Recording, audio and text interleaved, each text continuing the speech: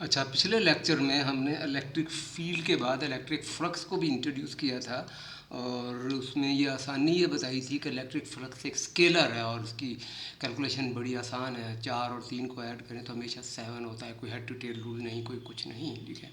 लेकिन आज के लेक्चर का टॉपिक ये है कि फ्लक्स में एक मुश्किल है और वो ये है कि फ्लक्स एक रीजन का होता है, एक सरफेस का होता है और इलेक्ट्रिक फील्ड को कैलकुलेट करने के लिए तो आपको एक पोजीशन चाहिए, जबकि फ्लक्स को कैलकुलेट करने के लिए आपको एक पूरे रीजन पर वैल्यू चाहिए इलेक्ट्रिक फील्ड की।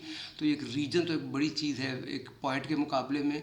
तो ये फ्लक्स के साथ एक मुश्किल है और आज के लेक्चर का बुनियादी तौर पर टॉपिक ये है कि इस मुश्किल को हल करना है और उस आसानी जो हासिल हुई है उसको मेंटेन रखना है। मतलब स्केलर भी रहे एक क्वांटिटी जिसको डाइवर्जेंस कहते हैं, जो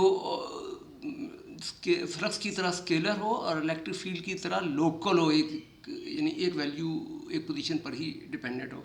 तो ये जो इसके बाद जो डिटेल है वो मेरे ख्याल इसको तो आपको समझ नहीं आएगी, लेक्चर के आखिर में मैं बताता हूँ इंशाल्लाह। जिनको नाम आते हैं वो देख लें, ठीक है। अच्छा, मुझे अब ये बात शुरू इससे करनी है कि ये लोकल दो चीज़ें हैं, एक लोकल क्वांटिटी और एक लोकल डिफरेंशियल। ये वाली स्लाइड है लोकल क्वांटिटी पर, जबकि असल हमारा टॉपिक है वो लोकल डिफरेंशियल है। तो पहले लोकल क्वांटिटी समझ लें, उसके लिए पूरी इंग्लिश आप चाहे पॉज करके देख लें, मैं आपको पूरा वैसे पढ़ने की ज़रूरत नहीं है, मैं बता देता हूँ वो क्या है। वो ये है कि अगर एक क्वांटिटी को कैलकुलेट करने के लिए एक ही पोजीशन चाहिए, बस ये है, ये मैंने रेफरेंस दे दिया है, अगर आपको चाहिए तो रोक कर देख लें। लेकिन अब बात इसको पढ़ने के बजाय मैं मिसालों से मेरे ज़्यादा समझ आ जाएगी और जैसे इंतजार कर लें। और मिसालों में से पहले ये है कि एक क्वांटिटी मैंने कहा था ये है एक्सेलरेशन। एक क्वांटिटी एक पोजीशन एक्स पर करने उस क्वांटिटी को कैलकुलेट करने के लिए आपको उसी एक्स पर, आगे पीछे नहीं, उस पर क्या चाहिए, फोर्स चाहिए। ये डिटेल तो खैर इतनी बहुत ज़्यादा, क्योंकि मिसाल के बगैर आपको बात शायद समझ ना आए, वरना असल मिसाल की अहमियत नहीं है। असल बात यह है कि यहाँ सिर्फ एक्स है और टी भी है, टी का साथ भी टी पर, अगर टी पर मालूम करना है तो यहाँ जो कुछ आपको चाहिए उसमें भी सिर्फ टी है। तो ये लोकल है, एक पोजीशन एक टाइम, ठीक है ये। और अगर अगर आप फिर भी चाहते हैं कि ये फोर्स का फार्मूला नहीं बल्कि असल फोर्स का फार्मूला मैं दिखाऊं, सिर्फ नाम नहीं, तो फिर ये आप इसे स्प्रिंग फोर्स का हुक्स ला कर देख लें।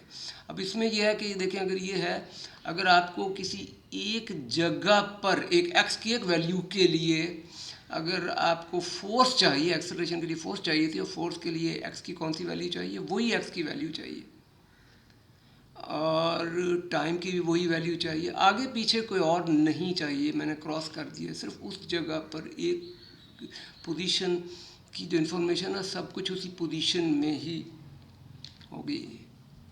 ओके, अच्छा, और उसके बाद जो इस कोर्स से ज़्यादा रेलिवेंट ये है, फोर्स में हुक्स लॉ तो खरी स्प्रिंग की तो इस कोर्स में मिसाल नहीं है, लेकिन इलेक्ट्रिक फील्ड फोर्स क्या है, charge multiply with electric field. और ये इसका मतलब ये है कि अगर आपको किसी जगह फोर्स चाहिए तो वहाँ जो टेस्ट चार्ज है उसकी वैल्यू चाहिए और उस जगह पर इलेक्ट्रिक फील्ड की वैल्यू चाहिए। वो इलेक्ट्रिक फील्ड कहाँ से आया, कैसे पैदा हुआ, एक सोर्स से हुआ, दो से हुआ, वो सोर्सेज कहाँ हैं, ये आपका कंसर्न नहीं है।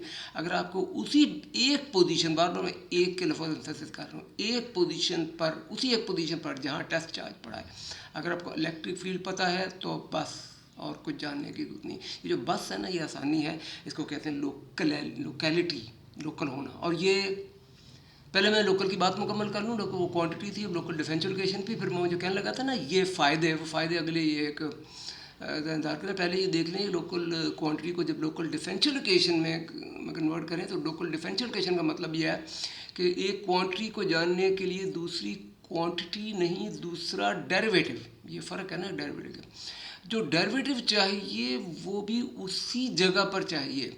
अच्छा, जगह के बजाय ये जो एक आप टाइम भी कह सकते हैं, एक टाइम पर जो चाहिए एक्स की जो वैल्यू चाहिए उसके लिए डेरिवेटिव भी उसी टाइम पर चाहिए। तो ये कह लेगा लोकेलिटी इन टाइम, ये लोकल है इन टाइम में। वैसे ये पोजीशन में भी लोकल है उसी में, तो ये लोकल का मतलब है उसी एक वैल्यू। अच्छा, अभी आप को समझेंगे कि ये आपको लगेगा ये तो हमेशा ही लोकल होता है, तो अगली स्लाइड में मुझे बताना है कि ये चीज़ें सारी हमेशा लोकल नहीं होती हैं, ठीक है। लेकिन पहले ये मेरा ख्याल है मैं देख लूँ अगली ये करने के बाद क्या है, और वो ये है कि अहमियत ये है कि फ़िज़िक्स की इसको जितने बेसिक पास्टुलेट्स के तौर पर डिफरेंशियल इक्वेशंस हैं। फिज़िक्स में ये पता था, अगर आपने नाम सुना हो तो इसे कहता है आज की फिज़िक्स के मुताबिक 4 फंडामेंटल फोर्सेस हैं। इलेक्ट्रोमैग्नेटिक फोर्स तो इस कोर्स का टॉपिक है, तो इस कोर्स के ख़त्म होने पर इलेक्ट्रोमैग्नेटिक फोर्स की जो डिफरेंशियल इक्वेशन है, जिन्हें मैक्सवेल इक्वेशन कहते हैं, वो है। और आप इस कोर्स का मकसद ये आखिर में बताना कि वो दिखाना कि वो चारों के चारों जो मैक्सवेल डिफरेंशियल इक्वेशंस हैं वो लोकल है। अच्छा, बाकी तीसरे नाम है ग्रेविटेशन की आइंस्टाइन की थ्योरी है। जनरल रिलेटिविटी, उसके लिए आप इसी चैनल पर इस कोर्स के बाद इंतज़ार कर सकते हैं। इसके अलावा न्यूक्लियर फिज़िक्स की 2 हैं, स्ट्रॉन्ग न्यूक्लियर फोर्स, उसके लिए क्वांटम क्रोमोडायनेमिक्स, और इसके बाद इलेक्ट्रोफिक थ्योरी, उसके लिए भी इसी चैनल पर इंतज़ार कर सकते हैं। या आप आज के दौर में इंटरनेट गूगल पर, तो बेहतर है कि आप गूगल पे सफ़ों में देखें, आपको पता भी चल जाएगा किसने कहा। या अगर आप जल्दी में हैं तो किसी किस्म की एआई को इस्तेमाल कर लें, या इस चैनल, इस इलेक्ट्रोमैग्नेटिक के लिए इस कोर्स के ख़त्म होने का इंतज़ार कर लें। और बाकी 3 फोर्स इंटरेक्शन टेक्निकल फ़र्क ये बताना है, उसके लिए आप चैनल पर इंतज़ार कर सकते हैं। ठीक है, जो आप जैसे भी चाहें हैं सही, मान लीजिए तो आपका मसला है कि किसों के जाने, लेकिन इतना मैं आपको बताता हूँ, है सारी लोकल लफ्ज़ है में डिफरेंशियल इक्वेशंस।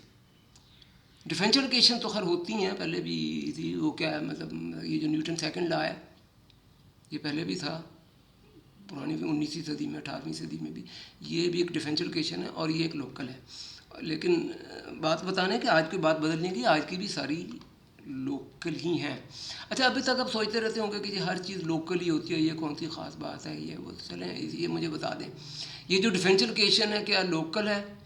इसमें लोकल इन टाइम है। ठीक है, ये मैं आपके सवाल ही में बताता हूँ। अगर आपको t-1 पर पोजीशन चाहिए तो क्या आपको डेरिवेटिव भी t-1 पर ही चाहिए? या मैं उसको इन्वर्ट करके पूछ लेता हूँ, अगर आपको डेरिवेटिव t पर चाहिए तो आपको x की वैल्यू t पर ही चाहिए? या ये अच्छा खासा हिंट मौजूद है, आप सोच लें तुरंत कि ये लोकल है कि नॉन लोकल है। लेकिन असल में t के बजाय एक दूसरी जगह, ये जो दूसरी मैंने कहा उसका मतलब है कि ये लोकल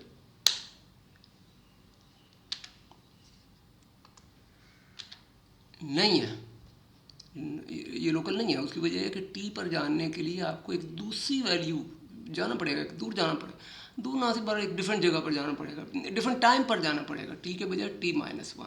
ठीक है, और ये तो एक टाइम पर ना, कई दफ़ा कई टाइम पर जाना पड़ सकता है।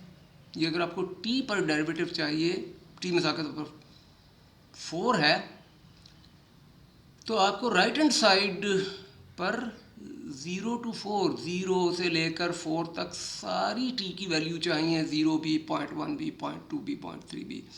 और आप ये जान सकते हैं सारे इन्फिनिट कंटिन्यूस नंबर्स हैं 0 से 4 तक, आपको सारे चाहिए तो आपको 4 पर इंफॉर्मेशन मिलेगी।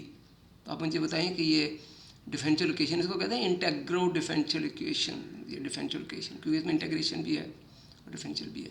ये जो भी इक्वेशन है ये लोकल है कि नॉन लोकल है? मैं आपको सोचने को एक, क्या मेरे ख्याल से ज़्यादा टाइम नहीं दे सकता, फैसला कर लें कि ये नॉन लोकल है। और उसकी वजह ये है जो मैं बता चुका हूँ आपको कि टी पर जो 4 पर वैल्यू चाहिए चाहिए के लिए आपको सारी वैल्यू चाहिए 0 से 4 तक। सारी का मतलब एक रीजन है। और अब आप आएंगे, हमारा जो मेन फिजिक्स का टॉपिक है, जो फ्लक्स होता है वो एक रीजन, ये एक सरफेस पर होता है। अब आप ये बताइए कि ये लोकल होगा कि नॉन लोकल होगा। ठीक है, ये ग्रीन वाला, ये जो ब्लू में, वो तो एक पॉइंट पर करके ना, श्रिंक कैसे करके, ये मैं आपको यही तो दिखा देता हूँ कि अगर श्रिंक कर जाए, श्रिंक करके पॉइंट पर चला जाए तो फिर, अब ये श्रिंक कर गया, ठीक है, ये ग्रीन था ना, अभी तक ये लोकल है कि नॉन लोकल है? अभी रीजन पर रहती है, नॉन लोकल है। अब ये श्रिंक हो रहा है और ये श्रिंक हो के पॉइंट पर चला गया, ठीक है, और अब ये क्या बन गया, अगर ये बिल्कुल, अब ज़ाहिर तस्वीर को 0 तक ले जाएंगे तो आपको दिखाई नहीं देगा, लेकिन आपको इमेजिनेशन करना पड़ेगा ना कि जब ये को 0 पर अप्रोच कर गया तो ये लोकल बन गया। ठीक है, और अब जो क्वांटिटी मैंने इंट्रोड्यूस करनी है उसमें जब ये लोकल बनने के बाद जो फ्लक्स होता है उसको वॉल्यूम से डिवाइड करना होता है। फिर जो क्वांटिटी ये जो है ना, इसमें है जो फ्लक्स है उसको थ्री पोजीशन को एक्स भी कह देते हैं, आर भी कह देते हैं। ठीक है, इस S3 सरफेस पर जो फ्लक्स है उसको वॉल्यूम से डिवाइड करना होगा। ये मैं आपको दिखाता हूँ नेक्स्ट में, अगर आपकी छोटी तस्वीर आपको देखने में हो सकता है मुश्किल हो रही हो।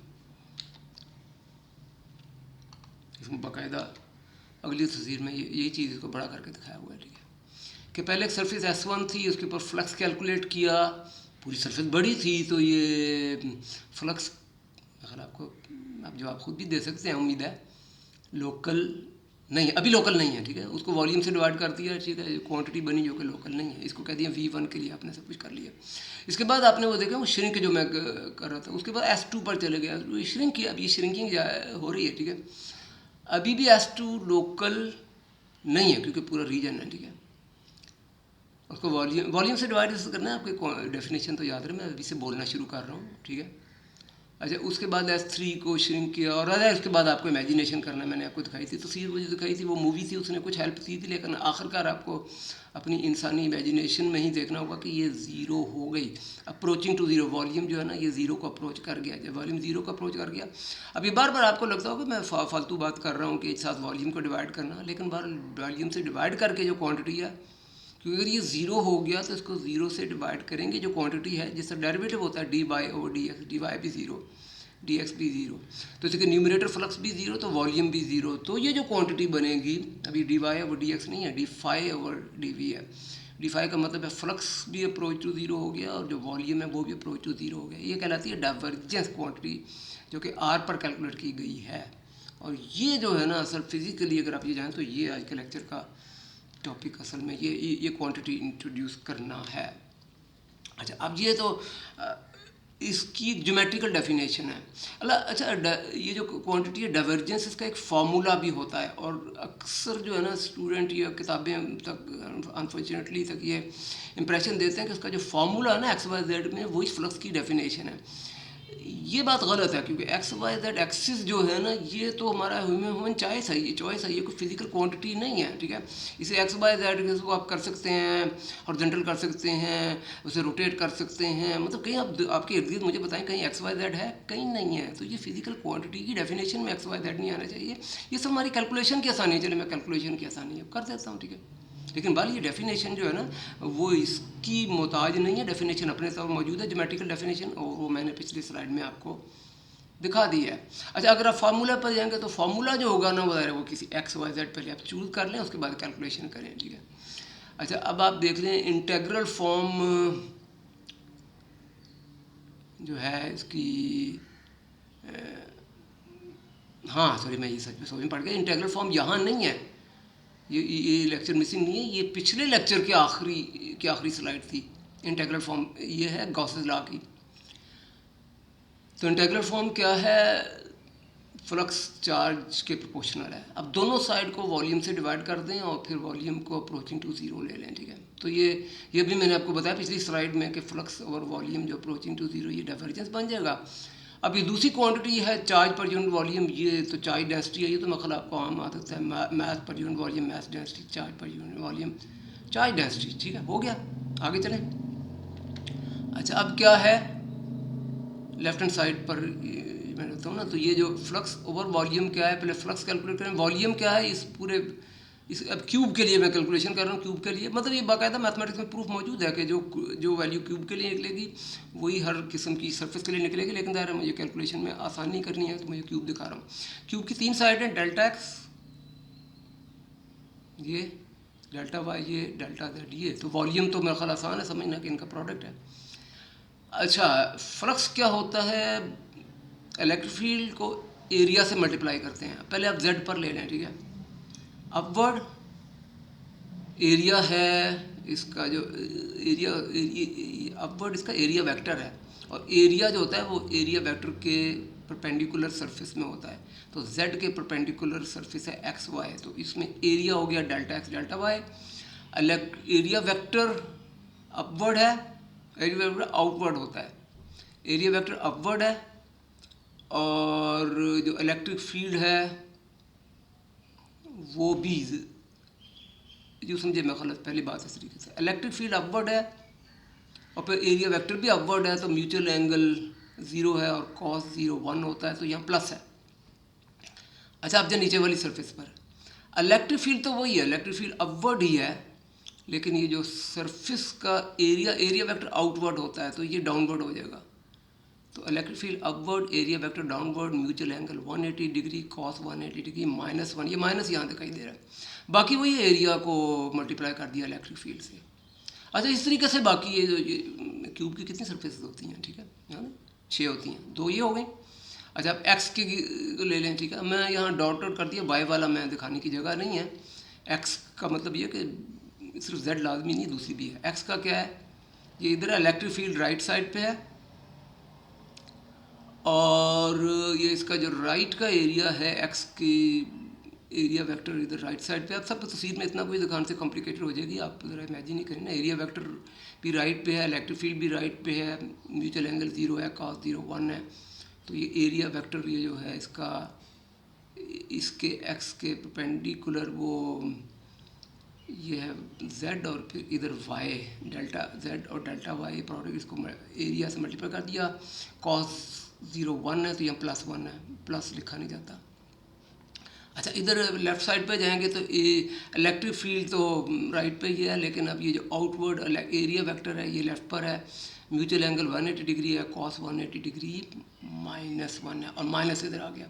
बाकी एरिया और इलेक्ट्रिक फील्ड को मल्टीप्लाई किया हुआ है। ऐसे ही इधर होगा वाई के इधर towards observer, away from observer, similar calculation है, समझने में तो कोई मसला नहीं होना चाहिए। अब जगह कम पड़ गई तो मैंने सिर्फ z की है, इवन x की को भी सिमिलर करके छोड़ दिया।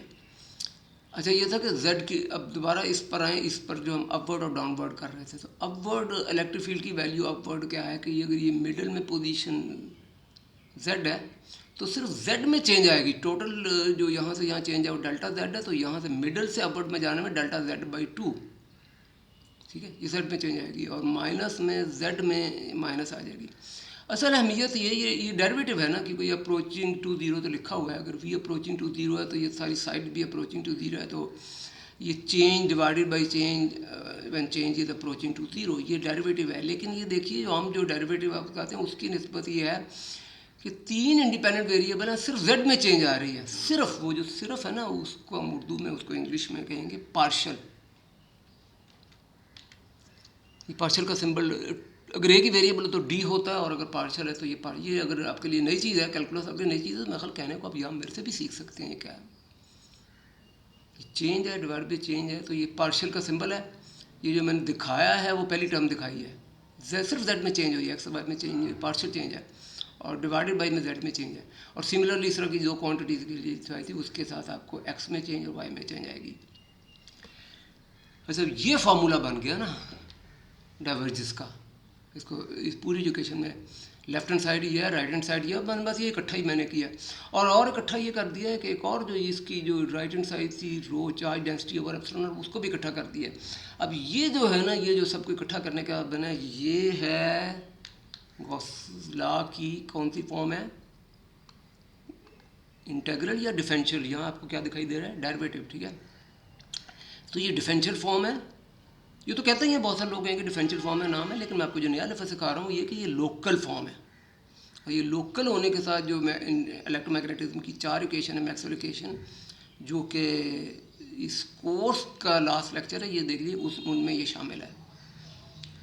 अच्छा, अब ये इसका मतलब जो आज की फंडामेंटल फिजिक्स है उसमें से 4 में से एक के लिए मैंने आपकी खासी तैयारी करा दी है, ठीक है। अच्छा, अब बात यह कि इस वक्त आपके पास गॉसेस लॉ की 2 फॉर्म है आपके पास, इंटीग्रल फॉर्म जो कि लास्ट लेक्चर में मैंने आपको सिखाई थी, और डिफरेंशियल फॉर्म जो कि मैंने अभी आपको सिखाई है।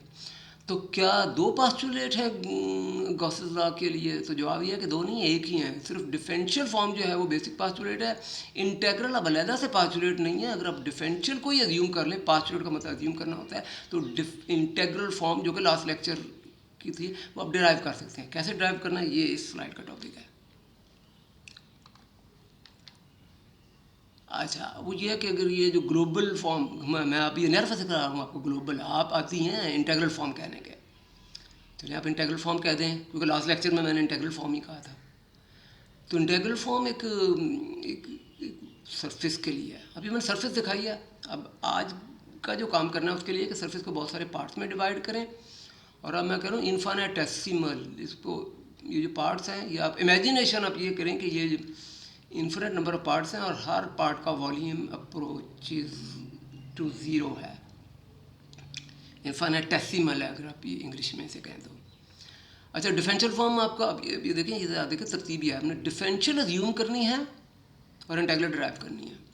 अब डिफरेंशियल कहेंगे कि हर पार्ट के लिए आई है ना, आई अगर आप यहाँ कोई आई की एक वैल्यू होगी, यहाँ बदल देंगे तो आई की अगली वैल्यू आ जाएगी। हर पार्ट के लिए ये डिफरेंशियल फॉर्म है।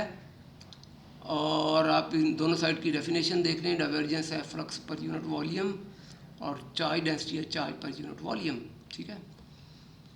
अच्छा, अब ये वॉल्यूम तो कैंसिल हो गया और बाकी जो ब्लैक और रेड में है वो बचा क्या है, हर पार्ट के लिए ये आई मैं इस पर ले गया हूँ ना सबस्क्रिप्ट, ठीक है। फाई पर आई और क्यू पर आई है, इधर क्यू था तो इसके ऊपर भी आई हो गया, ठीक है। अच्छा, अब ये हर पार्ट के लिए है तो हर पार्ट के लिए अलग-अलग भी है, और अगर आप सम कर लें तो भी लेफ्ट हैंड साइड और राइट हैंड साइड इक्वल रहेंगे। समझ गए, आगे चलें। अच्छा, अब ये जो फ्लक्स है सारे पार्ट्स का सम, इसमें दो तरह के फ्लक्सेस होंगे। एक तो बाउंड्री के इंटरनल, जहाँ देखें ना एक सरफेस है, और आप ये मैं आपको अभी तस्वीर दिखाता हूँ तो बड़ा क्लियरली दिखाया हुआ है, लेकिन यहाँ अगर आप देख सकें तो ये पूरी पिक्चर में देखेंगे तो एडिशनल एडवांटेज होगी कि आपको, अगर आप इमेजिन कर सकते हैं ये इंटरनल इधर जा रहा है, इधर आ रहा है, ठीक है। और एक एक्सटर्नल, जो इंटरनल जो है वो ये ग्रीन में है, और ये मैंने कलर भी ग्रीन किया हुआ है, हरे रंग का, ठीक है। और जो एक्सटर्नल है वो ये ग्रे में है, ठीक है।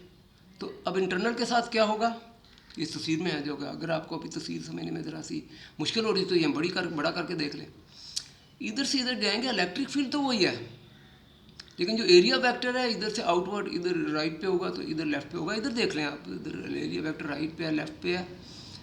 ये ई का मैग्नीट्यूड, एरिया वेक्टर का मैग्नीट्यूड कॉस ऑफ ज़ीरो +1 होता है, म्यूचुअल एंगल ज़ीरो, ये +1 के साथ हो गया। यहाँ वही का मैग्नीट्यूड, वही एरिया, लेकिन इन दोनों वेक्टर का म्यूचुअल एंगल 180 डिग्री है, कॉस 180 डिग्री -1 होता है। उसी क्वांटिटी के साथ -1 ला गया, उसी का +1 हो गया, और फिर टोटल कर लिया, समझ गए, ये ज़ीरो हो गया। तो ये जो इंटरनल है ना, ये तो सारे ज़ीरो हो गया। तब आपके पास क्या बचा, ग्रीन कलर तो ख़त्म हो गया और सिर्फ एक्सटर्नल बचा है, ठीक है। और जो एक्सटर्नल है वो, उसको आप अगर आप फ्लक्स की डेफिनेशन एग्जैक्टली, ये तो मैंने कहा था ना, सम करें और सम इन्फिनिट नंबर पर करें, ठीक है। वो समझाने के लिए मैंने ये कह दिया था ताकि आप पिक्चर में दिखा सकूं। लेकिन असल में जब इन्फिनिट नंबर पर सम करेंगे तो वो होगा असल में इंटेग्रल। अब इस वक्त इंटेग्रल की कॉम्प्लिकेशन में पढ़ना चाहते हैं कि नहीं पढ़ना चाहते, ये अब ऑप्शनल मैंने छोड़ा हुआ है, तो ये हल्का सा रंग है। तो बल अब जो भी है, टोटल जो फ्लक्स है, ये जो टोटल है एक्सटर्नल सिर्फ ई, वो इसके अंदर जो चार्ज है, इसके अंदर जितना भी चार्ज है उसके प्रोपोर्शनल है, और जो प्रोपोर्शनलिटी कांस्टेंट है वो एप्सिलॉन नॉट है। और वही प्रोपोर्शनलिटी कांस्टेंट तो वही है जो कि डिफरेंशियल फॉर्म में है। तो इंटीग्रल फॉर्म और डिफरेंशियल फॉर्म, अब ये जो है ना, ये अगर आप लास्ट लेक्चर से कंपेयर करें इस एरिया के साथ, तो ये इंटीग्रल फॉर्म है। ये अब मैं आज का लेक्चर आपको कहूँगा कि ग्लोबल फॉर्म है। तो डिफरेंशियल फॉर्म को एज्यूम किया था, इंटीग्रल फॉर्म को डिराइव किया है। तो इसका मतलब है एज्यूम करना सिर्फ आपको डिफरेंशियल फॉर्म को है। इंटीग्रल तो एक रिजल्ट के तौर पर निकल आएगा, वो एक अलग से पास्टुलेट नहीं है, ये रिजल्ट था, ठीक है। अच्छा, अब इंटीग्रल फॉर्म और डिफरेंशियल फॉर्म को रिलेट करने की एक मैथमेटिक्स में थ्योरम है जो कहलाती है डाइवर्जेंस थ्योरम, ठीक है। और वो उसका ये इस स्लाइड का टॉपिक है। और ये बात कोई अभी तक जो लिखा है वो तो वही जो पिछली स्लाइड में था। पिछली स्लाइड में साथ ये इंटरनल भी था, वहीं दिखा दिया था कि ज़ीरो है। अब ये सिर्फ एक्सटर्नल लिखा है, और एक्सटर्नल जो फ्लक्स है वही टोटल फ्लक्स का ऑल, यानी टोटल सबका है। राइट हैंड साइड में कोई चेंज नहीं है। मैंने सिर्फ इतना किया है कि, बल्कि यहाँ आप कह सकते हैं कि पिछली स्लाइड पर ना आप जाना चाहें तो यहीं से आप देख सकते हैं कि मैंने राइट हैंड साइड कैसे किया है, कि वही ये जो मिडल साइड है इसी को वॉल्यूम से डिवाइड किया, वॉल्यूम से मल्टीप्लाई कर दिया हर पार्ट के लिए। हर पार्ट ये है, तो एक पार्ट है, आई की एक वैल्यू, अगली वैल्यू, एंड सो ऑन। अच्छा, अब आगे अगला क्या है, ठीक है। अच्छा, अब आप ले नंबर ऑफ़ पार्ट्स को की लिमिट ले लें इन्फिनिट, ठीक है। तो जो वॉल्यूम होगा वो अप्रोचिंग टू ज़ीरो होगा। तो ये जो पर्पल कलर है ये क्या होगा, अब इतना याद हुआ कि नहीं हुआ, फ्लक्स पर यूनिट वॉल्यूम, ये डाइवर्जेंस हो गया। और ये वॉल्यूम जब अप्रोचिंग टू ज़ीरो होगा तो ये डिफरेंशियल होगा।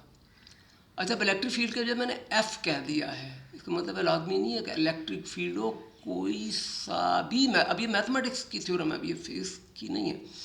इसका मतलब मैं इसको आर्बिट्रेरी रखना चाहता हूँ ताकि इलेक्ट्रिक फील्ड के अलावा किसी और क्वांटिटी के लिए मुझे कोर्स में जरूरत पड़ी तो मैं इस्तेमाल कर सकूँगा। जैसे लेटर बदल कर मैंने एफ कर दिया, यानी एनी वेक्टर फंक्शन, ठीक है।